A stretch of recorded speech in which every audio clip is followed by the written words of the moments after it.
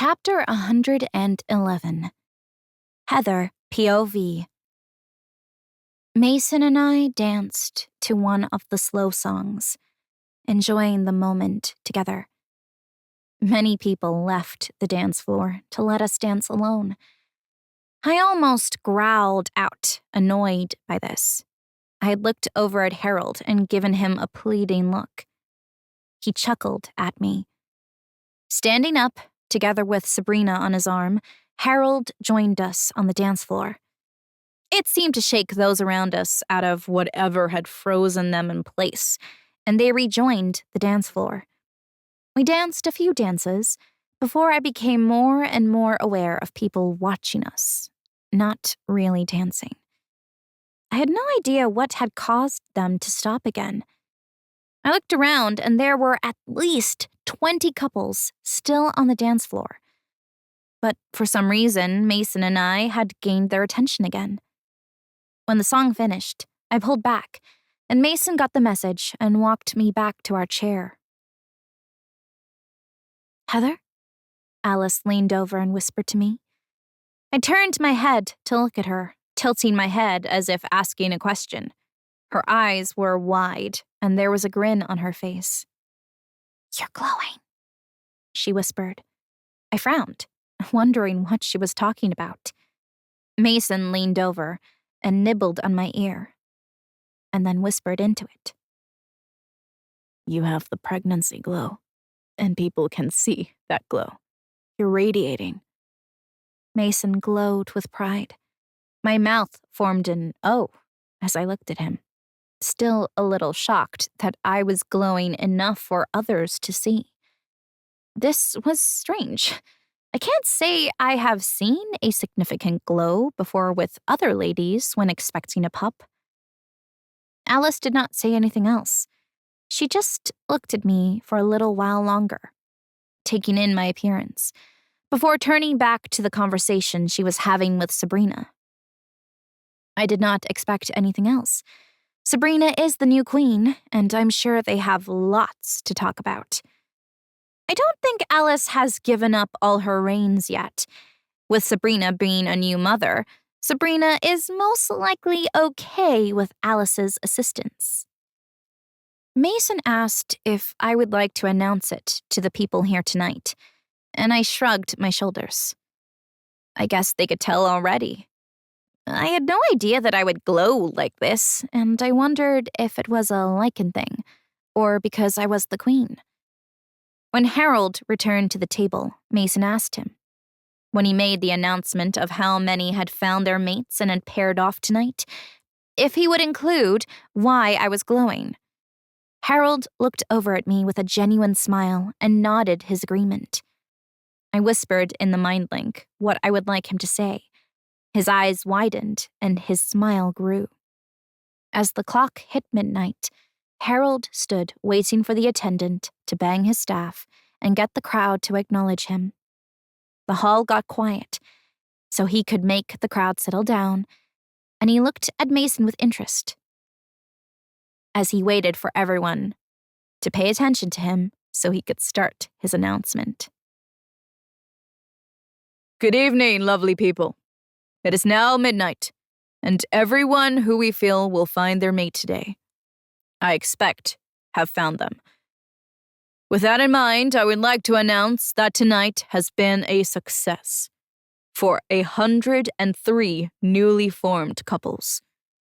This result has been more people finding their mates, more than I expected at our very first ball, and I am overjoyed by this huge success. Congratulations to all of you who have found your mates." The crowd burst into loud applause and whistles. Harold waited a little while, letting the crowd enjoy the moment. He raised his arms and used his hands in an up-down motion for the room to quieten down. He continued as he looked at the crowd of excited people. Even those who had yet to find their mates were enjoying the atmosphere of the room. "Also, the next mating ball will be on the next full moon. Your organizers will let you know if you are on the new list. We are going to offer this ball to a different group of packs, but you never know. you may be on the list. Today, I am personally excited after some news I have recently received and have been given permission to announce to you all tonight. It is my great pleasure to announce that the Queen of the Lycans and my sister-in-law, Heather, is expecting twins, and that is why she was glowing so brightly tonight. The roar of the crowd went higher than the cheers of the announcement of the mated pair numbers. 1, 2, 3, 4, 5, 6, 7, 8, 9. What? Mason, who had been watching the crowd's reaction to all of the news, turned to face me and growled beside me. It made me chuckle. He nearly made it to 10 this time. It had taken a little too long for the news to sink in on what Harold had added to the announcement of my pregnancy. He had not expected that added bit of information. I looked at him smiling, waiting to see what he would say, and knew he was still processing it, digesting the word twins. Really? Mason's shocked face morphed into one of pure delight. He leaned over and kissed me gently. You kept that one from me, you little minx. He nibbled my ear again, and tingles ran down my body. This was going to be an interesting time if my being pregnant had my mate even more horny than before. I thought it was supposed to be the other way around. I could tell Mason wanted to do more than just kiss my ear. His eyes were gleaming with joy and promise of what was to come. Harold said we could use our old room for the night, and when Sabrina used the excuse of needing to feed the baby to leave the ball, I too used the excuse of being pregnant to leave too. After saying goodnight to my family, Mason placed his hand on my lower back and walked with me to his old room. When we entered the room, the smell of home and comfort helped me relax. Mason's scent was still strong in this room, telling me they had not given this room to anyone else to use yet. And for that, I was grateful. Mason, POV. The news of Heather having twins still had me reeling. Heather had kept that secret well hidden, the little minx. I can't wait to watch her belly swell with my pups. My wolf is gloating in my head as he has multiple pups, and he had said he had heard more than one heartbeat, and it was not an echo of Heather's heart as I had believed. I'm not sure how I am going to control my wolf as she gets bigger. He is going to be so overprotective. I hope Heather is understanding, or she might just send me another room until I settle down. We settled down for the night. I was concerned Heather might really be tired. Heather had said that was why she wanted to leave the ball early, and I did not know if she was exhausted or not. Heather did look a bit tired, but she was still a healthy glow, and it was all my pups growing in her belly. Heather stripped off her clothes and climbed into bed. She moved slowly, and seeing her move so slowly made me feel concerned. Heather, are you feeling okay? I asked her, wanting to soothe her and make her feel better. Oh, yeah, just tired. This had been a great night, seeing Mum and Dad and enjoying the company of so many friends, and seeing so many find their mates was so exciting. Now I am emotionally drained, she replied, and I understood that, and I hoped that was all it was. I remember Sabrina having so much trouble when pregnant with her pup, and that was all I had to guide myself through that. I know Heather is not Sabrina, but what else do I have to do? We made it home the next day after another emotional goodbye, and Heather's parents promised to come visit, and her mother suggested she come and stay with her for the last few weeks of the pregnancy. Alice was going to be at her side, constantly guiding her through what to expect. The pup's room was nearly completed remodeling. Heather was keeping them both in the same room until they were old enough to ask for separate rooms. The time had flown by. We could have the pups arrive any day now. Jane had been there with us for a week now, and Heather was getting so large that she could barely move around. My wolf was so proud, preening in my head every time he saw her. The mating balls have been successful each time, with over 100 pairs every time, and not just lichens but werewolves too. Harold was as pleased as we were, and we were going to keep it every month, at least until the pairing reduced and less than 100 found their mates. We will continue it at the Werewolf Palace. We had thought about holding it here, but Heather talked us out of it. She is right, though. There are more werewolves than lichen, and the werewolves are more comfortable going to the palace and greeting Harold. I guess we still scare most people. We are a mystery. My powers are under control now, and I am surprised at my strength. I can run fast, a good 60 miles an hour, like a nice jog. I have yet to see how fast I can go, run at full pace. None of the warriors could keep up with me, so I slowed down so they could be with me. Heather had been told to not shift until after the pups were born, but I bet she could keep up with me, and I looked forward to going for a run with her. My stomach suddenly felt like it was a huge cramp, and I buckled over and sat on the floor, wondering what the hell had just happened. After breathing a few minutes through the pain, I got the mind link saying Heather was in labor. Well, that explained my stomach cramps, and I hoped I would have to go through the whole labor with her. I'm not sure if I will cope with that pain for long. I had never felt such pain before. I rushed to the birthing room and saw a hive of activity, all setting stuff up. Heather looked at me and gave me a soft smile. "Sorry, my love. I did not block the pain out fast enough." She looked at me guiltily, and I got the message loud and clear. I would not have to suffer like she would. Grabbing her hand, I settled on a chair next to her and stroked her hair. Watching her breathe through each contraction made me cringe, knowing how bad it must be for her. I sent her my love, and I knew Alice and Jane were working on keeping her energy up for the long battle ahead of her. 8 hours later, an exhausted Heather growled out, "I want to push." The room's atmosphere changed as Alice went to her feet and lifted the sheet, while Jane placed her hand on her belly and smiled. "Good girl. Next contraction, you can give a little push," Alice said softly with her eyes glued between her legs. The next few minutes were crazy, and my son was soon screaming out his lungs, and 2 minutes later, the girl was pushed out. After a bit of work and cleaning up, I kissed Heather's forehead as she was handed her newborn pups. She kissed the head of her son and handed him to me, and then took the little girl. Now our new life was starting again. We had just gotten used to being lichen king and queen, and now we had to learn to be parents. Oh, what fun. Heather is going to be a great mother, and I have a great role model to live up to. I just hope I can be half the dad he has been.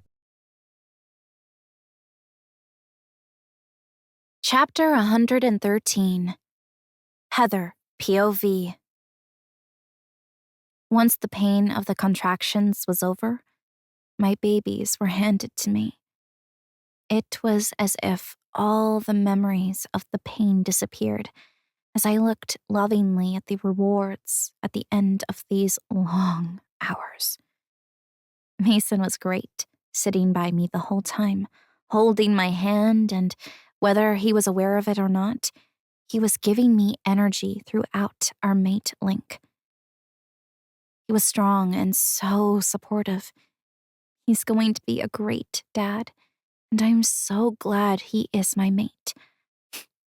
Even if I had my doubts in the beginning, he had proved his worth in so many little ways that not once was I angry or disappointed that I had not warned him about the lichen change that he went through. I could not have asked for a better mate. "What are you going to name them?" Mason asked me as he kissed the head of his son. His eyes shone with so much love, and the little bundle looked so tiny in his huge hands.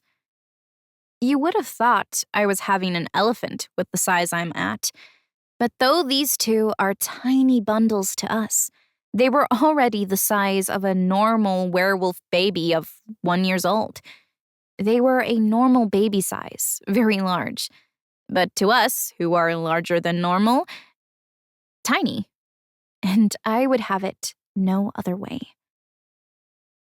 I'll name the girl, and you can name the boy, I suggested. I already knew what I wanted to call our little girl. How about Reese? Mason suggested, softness in his eyes. I'm sure he would have accepted any name I suggested over his, but he should have a say in his son's name. I have no idea if that name has a special meaning for him, but I would agree with anything he said. Reese it is then, I replied, and leaned over to kiss Reese's head.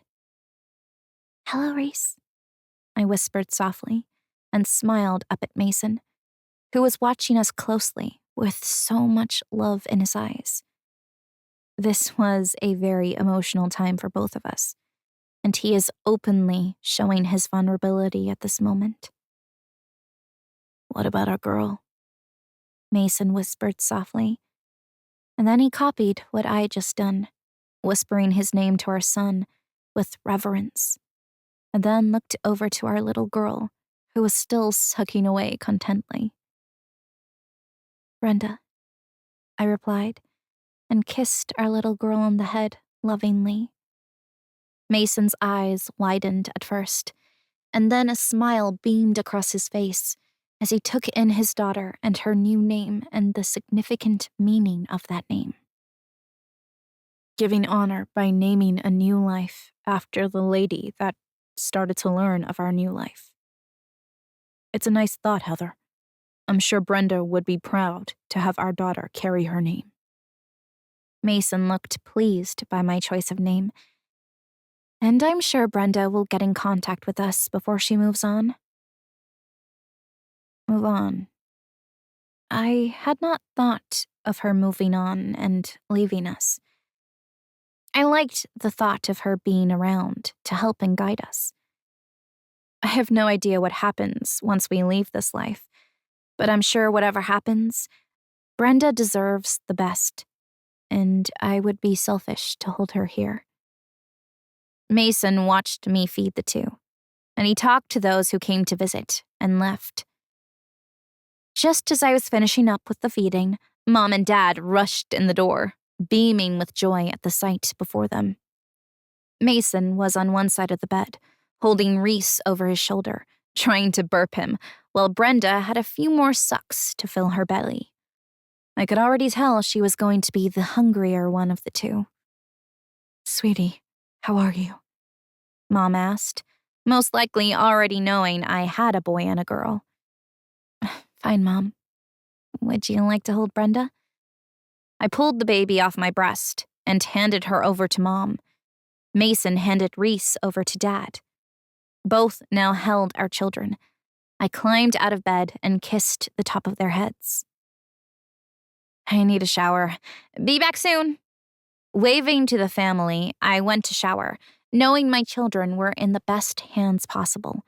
I turned on the hot water and enjoyed a long hot shower, washing my hair a couple of times and thinking about what I needed to do next.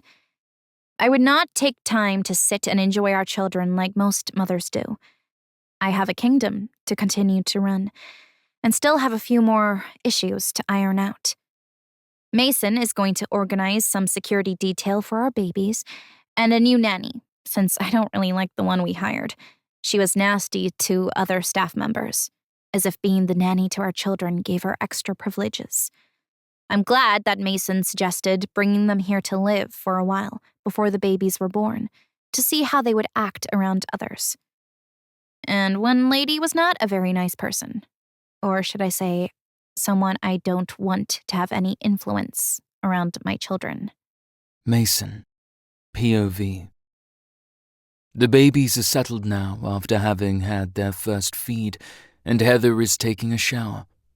Her parents were wonderful and supportive, Jane is going to stay for a few weeks to help with the babies and to select another nanny. I was hoping by asking her, she would see the nannies in a different light. I was rather critical after finding one of the nannies bullying a cook because the food did not have enough spice in it. She was dismissed immediately and sent out of the palace. I won't tolerate bullying and intimidating anyone. My presence in the palace is usually enough without others upsetting the household. So many are still getting used to me being around. Most have adjusted and are willing to have a joke with me, while others still shy away, and there is little I can do, at 8 feet and a little bit more, as I seem to have grown some more since I arrived here, and some people are scared of being in a room with me. That is enough to put most on the defensive. I am scary to look at now. Jane takes the 2 babies to their new room to put them to bed. The new nanny follows her, taking her cue from Jane. Jane advised me that she would be interviewing ladies today for the other nanny position. We were going to have 2, one for the girl and one for the boy. No real reason, just something Heather had said she wanted. And what Heather wants, Heather usually gets. Well, within reason. Ben is with me as we head to my office. Ben wants to chat about his pack and how we can be more involved with the Lycans. Now his daughter is queen, and though my mum and dad, or should I say my brother, are king of the werewolves, and have a place already established with our mutual agreement with the ball and integrating mates, Ben wants to clear up a few of his doubts. We settled in my office and I ordered some coffee and nibbles. I was a little hungry and, to be honest, I was starting to get tired. It had felt like a very long time in the birthing room. Although I was there to give support, I am now emotionally drained and could do with a nap. Seeing my pups born was the most fulfilling moment of my life. Except taking my mate, of course. But holding that new tiny life in my hands, knowing I was part of its conception, and now the responsibility to make that child a strong, well-balanced child, is daunting. I did not realize how hard that responsibility would weigh on me. Mason, how can we be a stronger part of our grandchildren's lives? I feel I am drifting away. My son is taking over the Delta position soon, and I will have plenty of time to be here after that change has happened. Jane and I would like to spend more time here. Ben started with his reason for wanting to talk to me. You are always welcome here. Where has this come from? I sputter, not sure where he is going with this. I would never turn them away. They are my mate's parents. We would like to move here to the palace and be near Heather. You know, Jane and her have a special bond, and though Jane did not turn into a Lycan, she is still her mother and of Lycan blood. I had no idea why she did not transform into a Lycan, but we would like to be the babysitters of your twins. He carefully worded his request and looked at me with longing. You sure you want that? I asked, surprised they would want to live here and not with their other children. Jane is finding it hard being away from Heather. The bond she has with her is stronger now that Heather has transformed than ever before and seems to be calling out to her all the time. I see no issue leaving the other children. The younger twin boys are going to share the Delta position as per my Alpha's request. The youngest is going to university and will be living on site, so he won't be home anymore. The twin girls are old enough to look after themselves. Of course, the house belongs to the Delta sons when they take over, as it has always belonged to whom the Delta is. And if they wish for their sisters to stay, it will be up to them. The twin girls already know this, about the house and that they might have to move. They think we have a sway on that decision, but we don't. We would both like to move here and, if you permit, become part of your pack. Ben gushed this out quickly. As if he didn't spit it all out now, he would forget some of it, back out of asking. You want to be part of our pack? Our babysitter? Are you sure? I asked incredulously. They are higher ranked than a babysitter. If they come here, I would like to put him to work in our security area. I know he is capable. Yes, he answered with surety.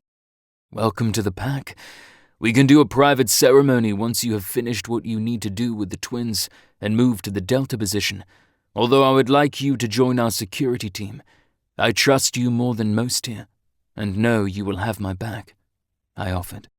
Really? It would be an honor to be part of that team. And Jane? He asked, unsure of how far he could push me. Jane could be the babysitter that she wants to be. I'm sure Heather would love to have her mother in charge of the twins and not some stranger. I offered my hand to shake as a done deal, and I nearly had my hand shaken off. Ben was that enthused. Can't wait to tell Jane. She is going to be so pleased. Oh, we better go and see her before she starts the interview. Ben stood to walk out the door and then turned to bow at me belatedly. None of that. You are my father-in-law. Only bow in public when it is deemed necessary. Joining Ben to go tell the girls of our change of plans. Chapter 115. Heather, POV. It's great having Mom here with me. She said she would stay for about 2 weeks, and I really needed her in those early days of becoming a mom myself. I was nervous, unsure of how I was going to cope. Mom said that was natural, but I didn't feel natural. I felt lost and afraid I would mess up and hurt my baby somehow. Like, one would start to cry and I was just lost. I just fed them, but Mom picked her up, burped her, and put her back down. How was I supposed to know that was what the baby wanted? I have to learn, I know, but it's as if all my brain cells were fried. Like, I should have known that the baby most likely wanted to burp. I remember doing that with my little brother, but for some reason, I left my brains in bed today. Mom laughed at my forgetfulness and tried to make light of it. And I had to hide that her laughing made me feel worse, not better. We ate some lunch and had a chat about how things had changed. My brother is taking over my dad's job soon. It would be good for them.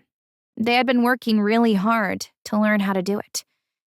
But my dad's job and running his businesses can be run almost anywhere, like even from here. You just need to visit them every now and again, just to keep the managers on their toes. Which is why Mom can stay here for 2 weeks, because Dad can do things online and by phone, and not need to micromanage everything anymore. The ceremony for my babies will be in a month's time, giving them a chance to grow a little before we present them to the packs. We need to organize a large party, as the 5 packs will be there to pay homage to the heirs and pledge their loyalty for them. It sounds really pompous to me, but we do need them to pledge, so I don't have a Brenda issue again. They still have not found out who caused her to be missing. Brenda hasn't told me either, just to watch my back. With all the extra security we have in place, I'm hoping we have that covered. But you never know. We might have some unknown factor involved, and we have to be extra vigilant with our babies. So far as to always have a tracker on them. Is it too much? Maybe. But at the moment, we don't trust many people. Mason and Dad came waltzing into the room, the one we had set up as our relaxing place. I'm not going to be too far from my babies just yet.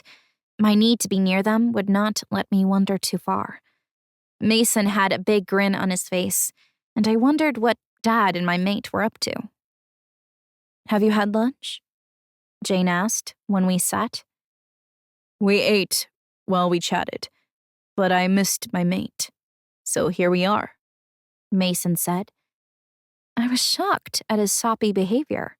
He was never like that before. Has he gone soft since the babies arrived? Only your mate? My mom was quick to reply, before I had even processed what he had said, and giggled at his face when I frowned at her. We have news. My father broke. He was excited about something, and looked like he was about to burst if he did not tell us soon. Speak. My mom barked, and I jumped at her tone. What was going on here? We're staying, Dad said. Staying? What does he mean? Mom jumped up from her seat and wrapped her arms around Mason. I watched as Dad got involved in the group hug. I had no idea what they were talking about and had to wait for them to explain. Were they going somewhere? They turned and looked at me with huge smiles.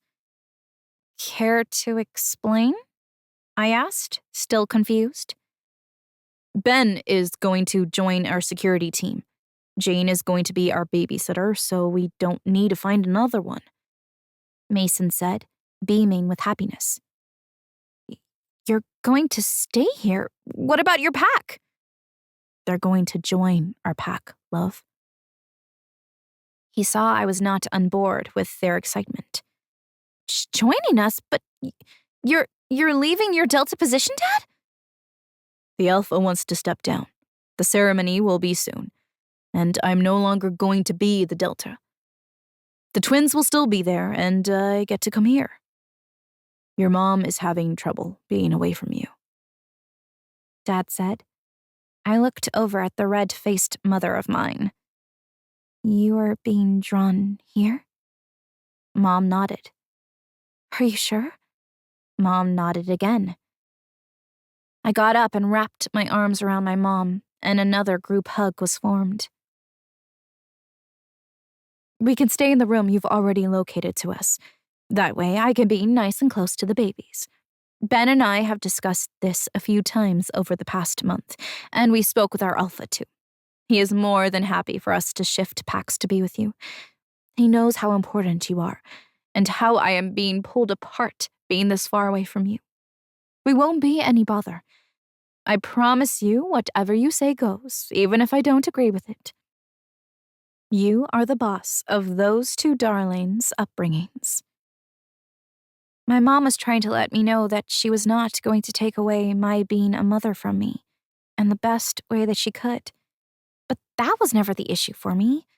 I know that my mom has similar thoughts as me, and we're usually on the same page with most things. And you, Dad? You're okay with being with the security team? That's a step down for you, I asked, worried. I was planning on retiring. So how can any job that I'm given to do be a step down? Dad looked confused. Sweetheart, I've also assigned an office for your dad, so he can continue with his businesses from here. He can be the head of the internal security. He will liaise with your other team security leader, who will look after the other side of security. Mason tried to reassure me that all would be well. And though I love having my parents here, I wonder what they're really sacrificing to be here. Is my mom being pulled to be with me that strong? Enjoyed having them here, but she seemed a little distracted. It made me wonder what was going on in her head. And though I was tempted to try and find out, was it worth her anger later for pushing for those answers? We were invited to the Alpha title transfer in Ben's pack. We get to watch the twins take over from Ben as Delta, which was in 2 weeks. In the meantime, Ben and Jane were treated as guests here. I had not informed anyone of their moving to our pack permanently. The Beta and Gamma were already assigned to me and are the ones that served the previous queen. I was holding off transferring the title until I got to know the people better. I had thought about one of my brothers, but as they are not Lycans, I was not sure how that would go down. I'm still waiting for one to feel right for me, and so far, other than a number of people trying to suck up to me, I have not felt the need to change the Beta or Gamma yet. Another ball was coming up, and I did not want to go. So far, I have attended each ball to make sure the Lycan behaved and was there, even if I need to make one of them submit to me. With Heather acting a little strangely, I was concerned and did not want to be away from her for long. I was still hesitant to ask questions, but with the balls so close, I had little choice but to find out what was going on in her head. Heather was in her office, doing some paperwork. She was humming away to herself and seemed to be relaxed. Entering, I walked behind her, kissed her cheek, and nibbled her neck, gaining a groan from her. And she tilted her head for me to have better access to her neck. I played along and nibbled, and kissed her neck a little longer before I felt my pants getting a little tight, and had to stop before I took my mate right there in the office. "What did I do to get your kisses?" she asked huskily. "Would you like more than kisses?" I offered, and was not disappointed when she shook her head no. "What is wrong, sweetheart? You have been a little down lately," I asked tentatively, watching her face for her reaction and looking closer attention to our bond for any changes. "Learning to be a mother has been conflicting with my work for the kingdom. I'm just a little overwhelmed. Mum says it will all fall into place, but waiting for it to fall into place is frustrating," she huffed softly. "Would you like to come to the ball? It is tomorrow night," I asked, hoping she would say yes. She needed a break. "Sure, on one condition." Heather seemed to be hiding a small smile. Her eyes were shining brighter than they had for a while, and I was pleased to see her happier. "Name it," I urged her to go on. "Can we travel by portal? It would be safer and quicker," Heather suggested, and I was surprised at first and then grinned at her. Yep, that's my girl. She is back and she is feisty. Love to. That way we can be back in our own beds when we have had enough. I pulled her to me and gave her a searing kiss. That made me hard as a rock and groaned in her mouth as she giggled at my reaction, rubbing her hips against my hardening groin. "Would you like to go to our room and do something with that?" she asked seductively. How could I say no to that? I nodded my head and felt the surrounding air change. When I looked up, we were in our room. Sneaky. That was not what I expected. I mumbled in her ear as I nipped her earlobe gently, gaining a low growl from her. "I can't wait for us to get here. Do you know how many people will try and stop us and talk to us? The urge will diminish, and I don't want to miss out again because we are in high demand." She undid my tie and then unbuttoned my shirt, one button at a time, slowly, kissing me on my chest after undoing each button. When that was gone, she unzipped my pants, and then it was not long, and I was naked, and she was fully dressed. This would not do. This is a little unfair. I huskily growled at her and pulled her dress off of her, ripping it into shreds. Oops, hope it was not one of her favorite dresses.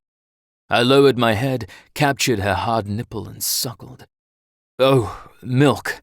Sorry, babies. I took some of the next meal."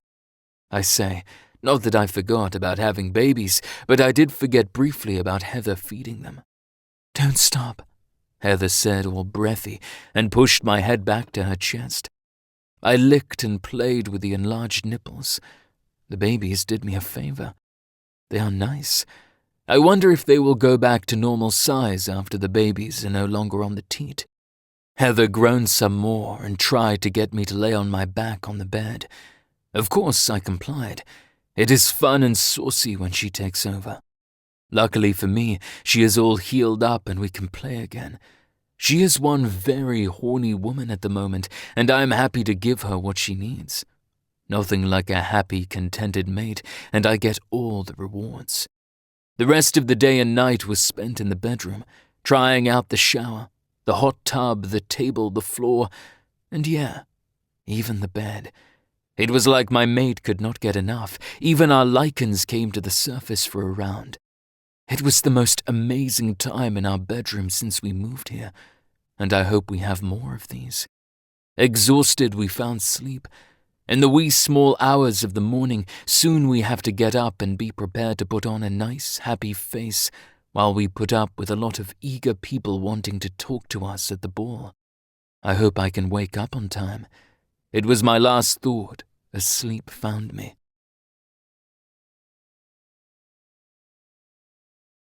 Chapter 117. Heather, POV. Waking up from the best night I have had since coming here and becoming queen, and the birth of the twins, I blocked everyone out. While I spent time with my mate, I needed that. I originally asked my mother to mind the twins so I could catch up on paperwork and other stuff that had arisen in the kingdom. And then I got the opportunity to spend some time with Mason, so I warned my mother that I was going to have some time with my mate. She was only too happy to have the twins for the whole day and night. She said they were better behaved than her own twins. Mason was only too happy to let me have my way with him, and we ended up having a wild day and night, finding and trying things and places and ways I could only dream of. I was getting wet just thinking about our time together, but I couldn't take advantage of my sleeping mate. We have places to go to today, and if I start again, I'm sure we would be late. Now it is time to get ready for the ball. Mom is going to look after the twins again, and I think Mom is looking forward to living here permanently. We talked the other day, clearing the air after I had my suspicions about why she really wanted to move. And I think Mom is going to transform. The pool she has is more like a mate thing, or needing to be with me and the twins. I feel Mom did not transform because she needed to stay hidden until I became queen, like the other children had since Brenda left the palace.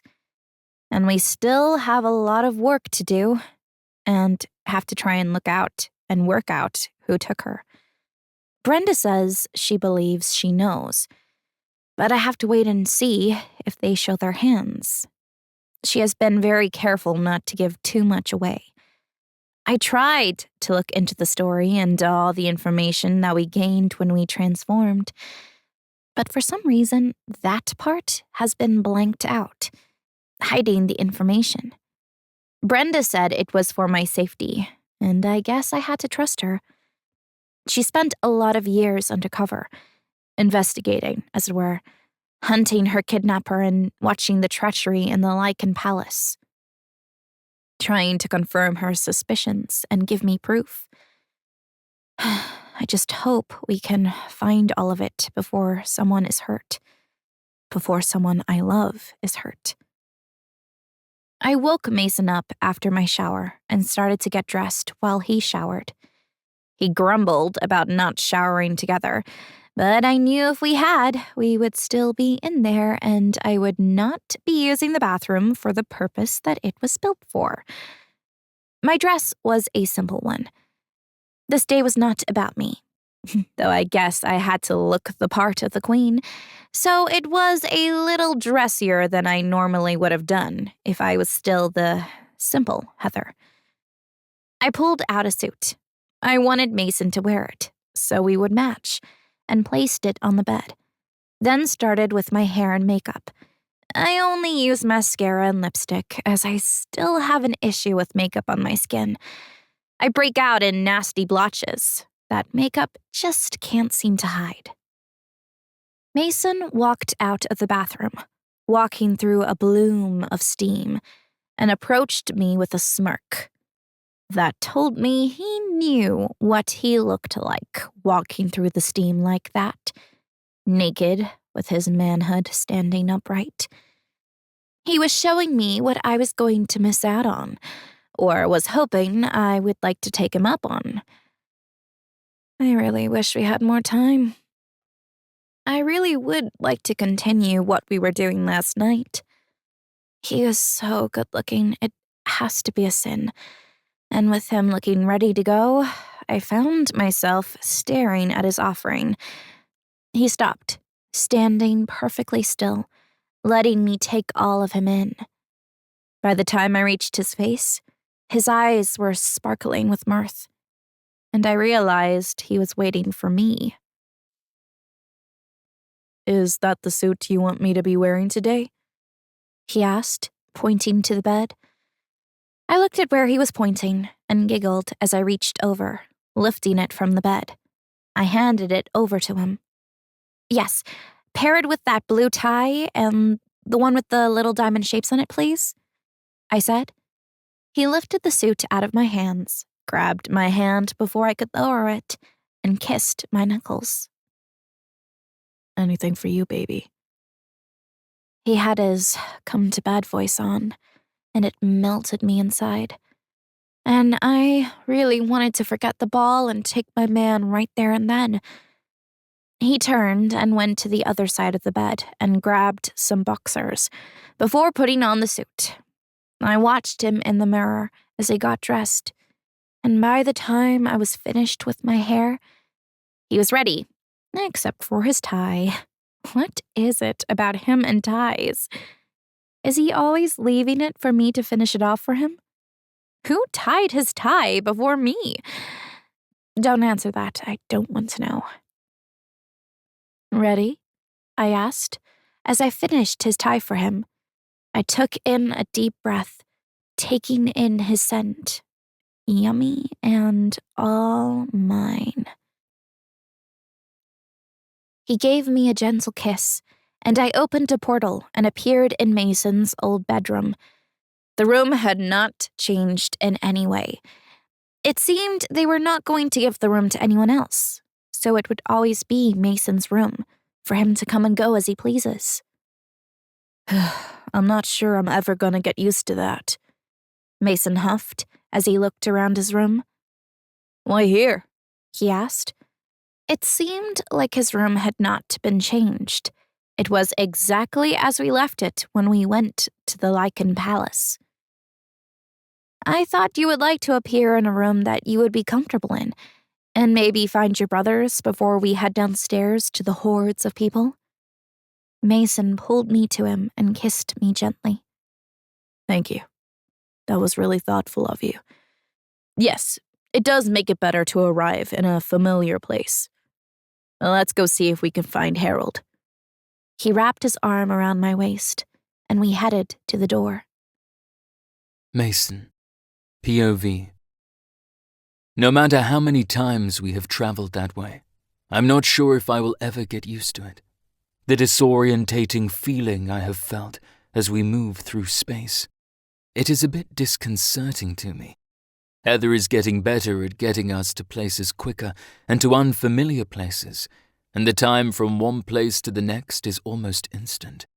That is the part of what I feel as disorientating. Heather tells me to close my eyes, and then, when I open them, I find I'm in another place, almost like magic, and slowly I find I don't even feel I have moved.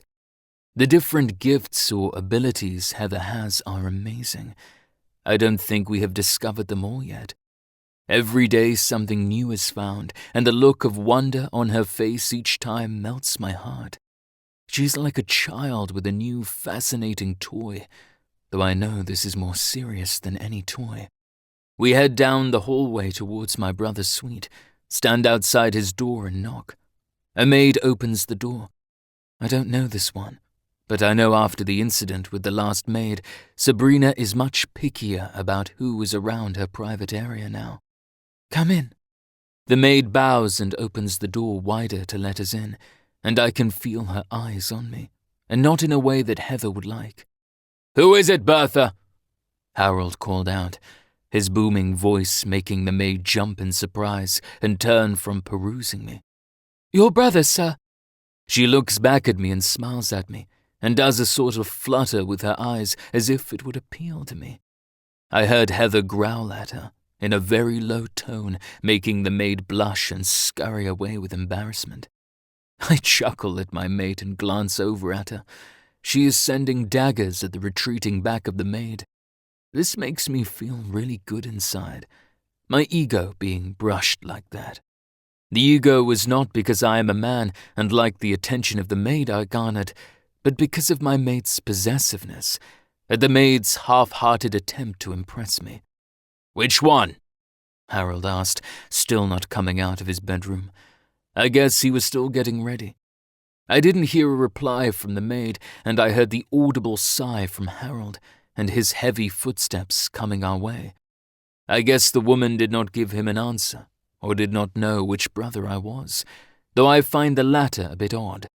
I thought everyone knew who I was by now. I have yet to meet another male my height, which to me is an obvious giveaway to who I am. "Mason!"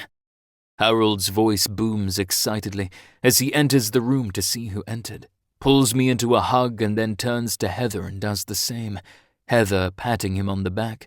She is a good foot taller than he is, and most likely the tallest woman I know. "Glad you are here, Heather. Can you come and take a look at Sabrina? She has been a little off today, and I need her to be feeling a whole lot better than she is. If I am to allow her to go to the ball, I cannot work out why she is sick.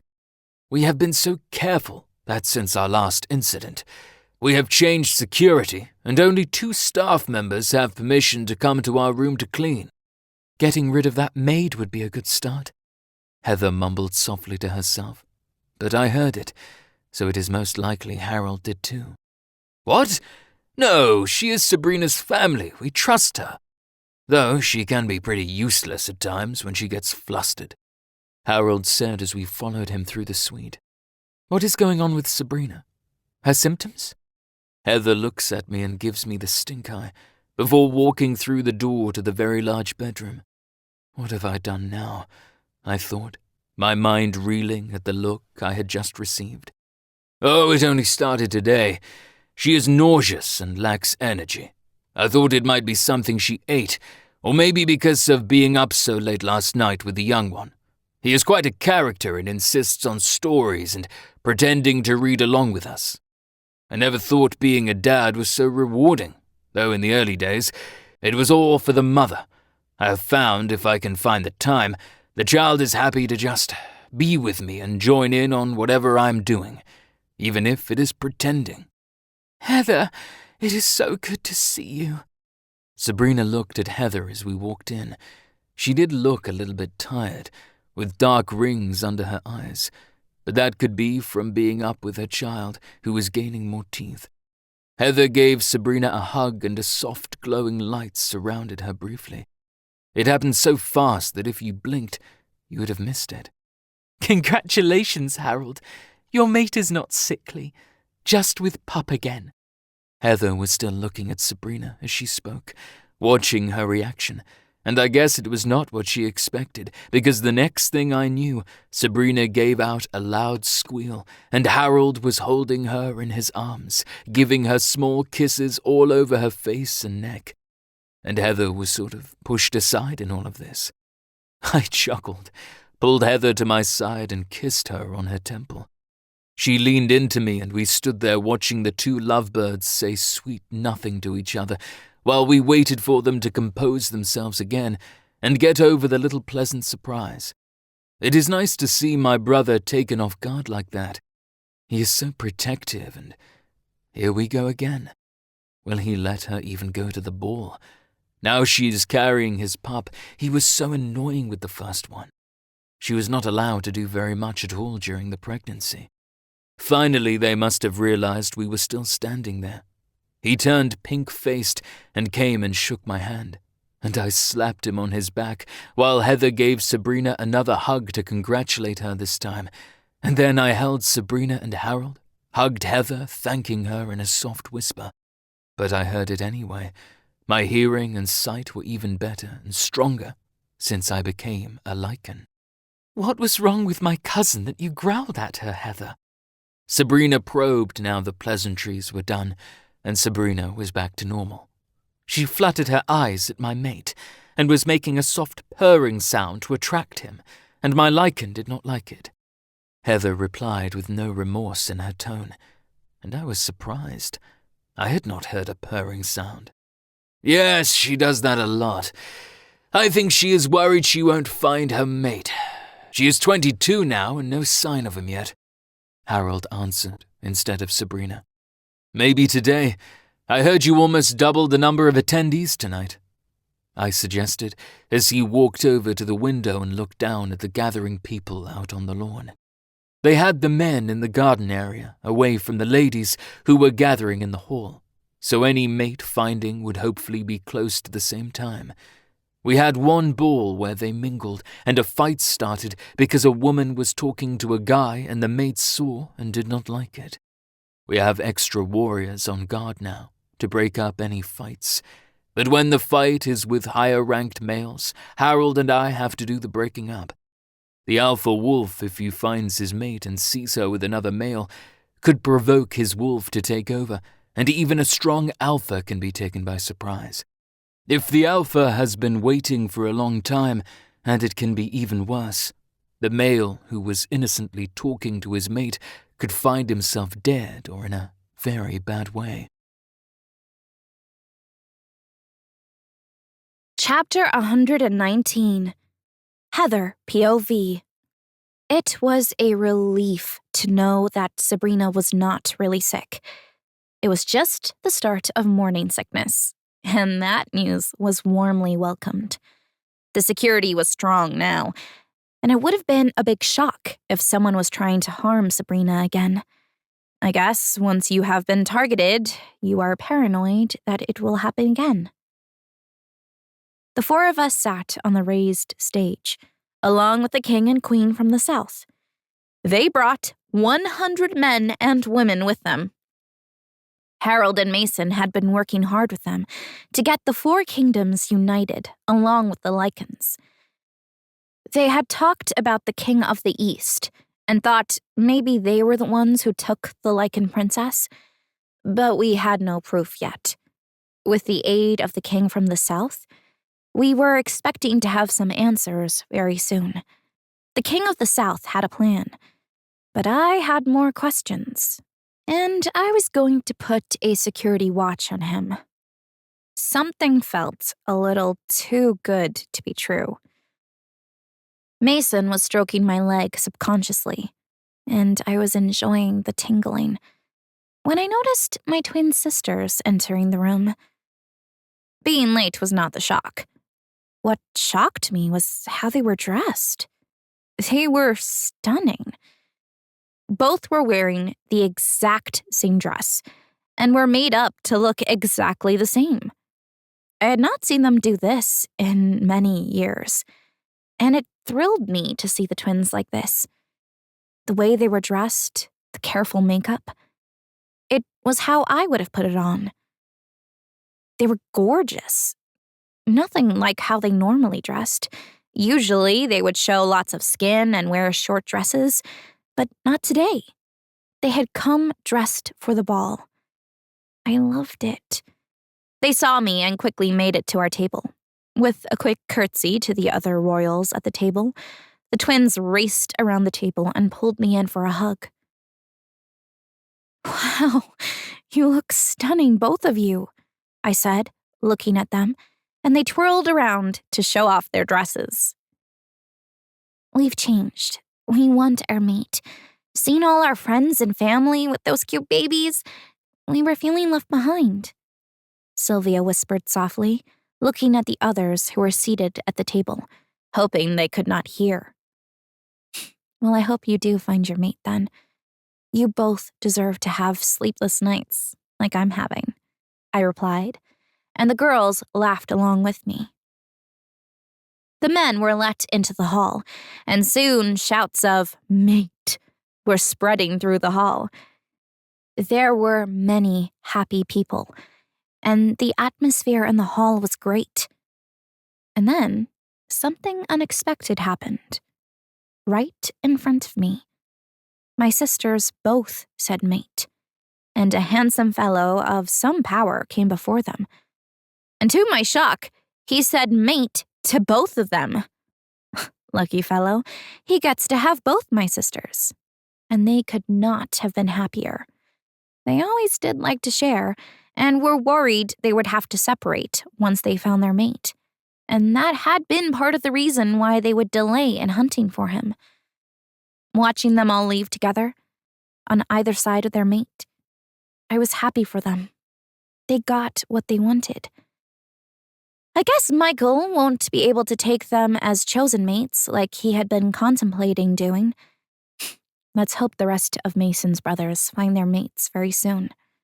The queen deserves to see all of her boys happy, even if they do not realize having a mate is exactly what they need.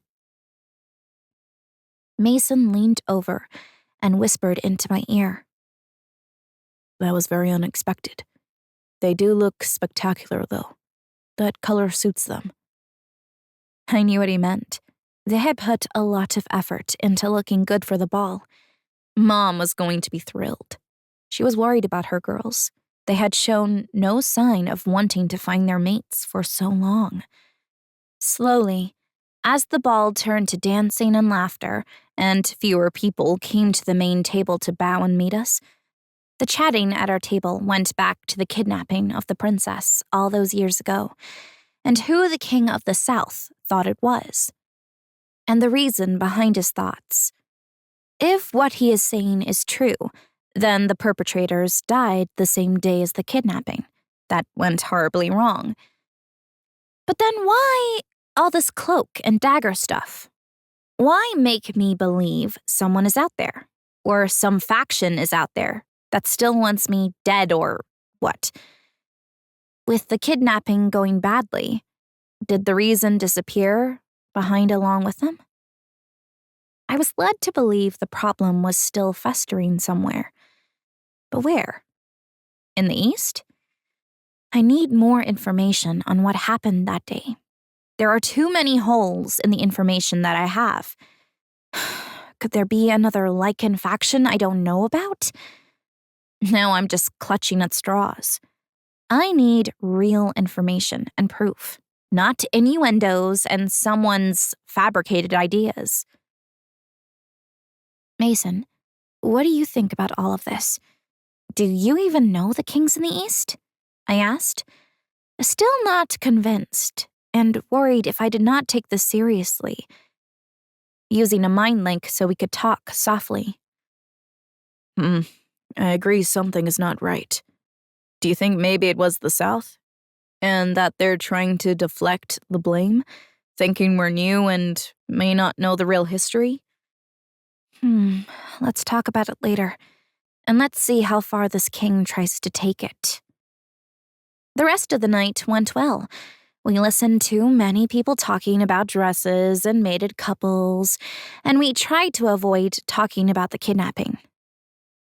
The king of the South tried to probe for more information, trying to find out what we knew, but it was easy to pretend that we knew little. He was baffled by how I was even queen, and he seemed a little bit agitated. I wonder who his informant was. He knows a bit too much for this to just be idle gossip. Though, knowing that he could not jump about the countryside, it did ease my mind. It seemed only I could do that. It was a gift from the goddess, and it was going to be needed. I am still experimenting with the abilities I have. One thing about my jumping about experimenting yesterday was an unexpected surprise. I jumped to a place where people were having a picnic. I thought it would be nice to be invisible and observe. I stood there for a while, listening to the conversation. They were talking about me, and that was why I did not move. Someone walked right through me as if I was not there.